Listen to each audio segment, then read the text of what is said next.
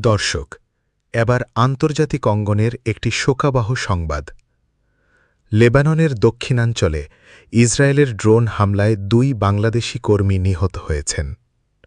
সোমবার স্থানীয় সময় দুপুর ১২টার দিকে নাবাতিয়ের জেবদিন এলাকায় একটি আবাসস্থলে এ হামলার ঘটনা ঘটে।